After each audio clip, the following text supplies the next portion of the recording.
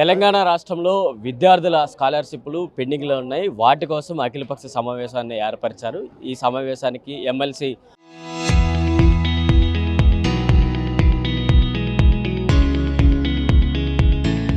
రమణ వచ్చారు. సరే, ఏంటి ఈ పెండింగ్లో ఉన్న స్కాలర్షిప్లు ఏంది, ఇన్నేళ్ళుగా పెండింగ్లో ఉన్నాయి, వీటికి సంబంధించి ఇప్పుడు ఏం చర్చించారు? తెలంగాణ రాష్ట్రంలో విద్యార్థులు ఎదుర్కొంటున్నటువంటి సమస్యలను రాష్ట్ర ప్రభుత్వం వెనువెంటనే పరిష్కరింపాలని చెప్పని బీసీ విద్యార్థి సంఘం ఈరోజు ఇక్కడ రౌండ్ టేబుల్ కాన్ఫరెన్స్ పెట్టడం, దాంట్లో అందరం పాల్గొన్నాం. వివిధ రాజకీయ పక్షాలందరం రాష్ట్ర ప్రభుత్వ గురుతర బాధ్యతగా వెనువెంటనే రాష్ట్రంలో ఉన్నటువంటి విద్యార్థుల స్కాలర్షిప్లే కానీ, ఫీ రియంబర్స్మెంట్ కానీ, విదేశీ విద్యా నిధులే కానీ దాదాపు 10,000 కోట్లు ఉన్నాయి. అవన్నీ వెనువెంటనే విడుదలయ్యాయని చెప్పని ఈరోజు డిమాండ్ చేసినాం. చీఫ్ సెక్రటరీ గారిని, అదేవిధంగా రాష్ట్ర ఆర్థిక మంత్రి గారిని, ముఖ్యమంత్రి గారిని, గవర్నర్ కలిసి వినతి పత్రాలు ఇవ్వాలా. ఈ సమస్య పరిష్కరించకపోతే అసెంబ్లీ సమావేశంలోగా పరిష్కరింపకపోతే రాష్ట్రంలో విద్యార్థుల ఆత్మహత్యలు పెరుగుతున్నాయి, విద్యార్థుల తల్లుల ఆత్మకోశ పెరుగుతుంది. కనుక ఆ సమస్య పరిష్కరించని డిమాండ్తో వెళ్తున్నాం. వీళ్ళందరూ ఉన్నటువంటి ప్రధానమైన డిమాండు అసెంబ్లీ ముట్టడని చెప్పనేది. అది చివరి ప్రయత్నం చేస్తున్నట్టు. కనుక రాష్ట్ర ప్రభుత్వం వెంటనే కాంగ్రెస్ ముఖ్యమంత్రి రేవంత్ రెడ్డి గారు ఈ నిధులు విడుదల చేయాలా.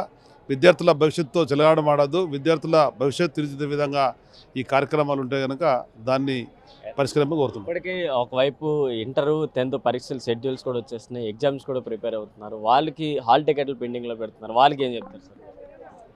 రాష్ట్రంలో ఉన్నటువంటి ఎవరైతే పేద కుటుంబాల నుంచి వచ్చిన వాళ్ళు, నిరుపేద కుటుంబాల విద్యార్థులు మాత్రమే రాష్ట్ర ప్రభుత్వం మీద ఆధారపడినటువంటి విషయం వాస్తవం.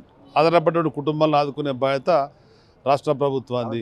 పరీక్షలు జరుగుతున్న ఒకవైపు, అదేవిధంగా పరీక్షల ఫలితాలు వచ్చిన తర్వాత వాళ్ళ మెమోలు కానీ, టీసీలు కానీ ఇవ్వాలంటే విద్యాసంస్థలు ఇవ్వడం లేదు.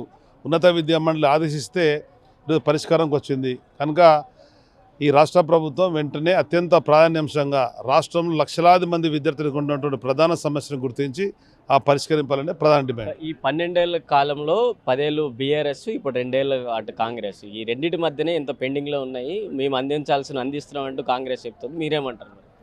స్వాతంత్రం వచ్చిన తర్వాత ఏర్పడేటువంటి ప్రభుత్వ పరిపాలనలో భాగంగా పెండింగ్ అనేది సర్వసాధారణం. గతంలో ఉమ్మడి ఆంధ్రప్రదేశ్లో ఉన్నటువంటి పెండింగ్లను తెలంగాణ ఏర్పడిన తర్వాత తెలంగాణ రాష్ట్ర ప్రభుత్వం చెల్లించింది.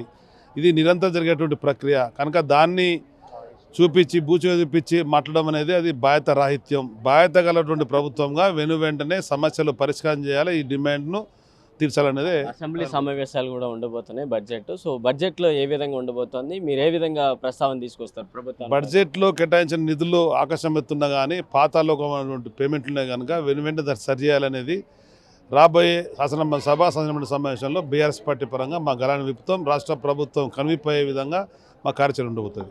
Thank you.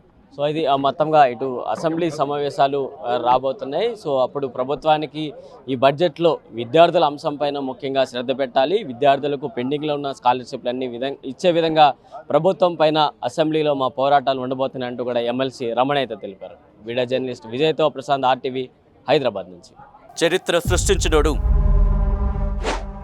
ఇప్పుడు ఆ చరిత్రని తిరగరాయబోతున్నాడు. అబద్ధాల గోడల్ని బద్దలు కొట్టి నిజాలను రాగా మీ ముందుంచబోతున్నాడు. నిజమైన వార్తల కోసం వెంటనే డౌన్లోడ్ చేసుకోండి రా యాప్ని.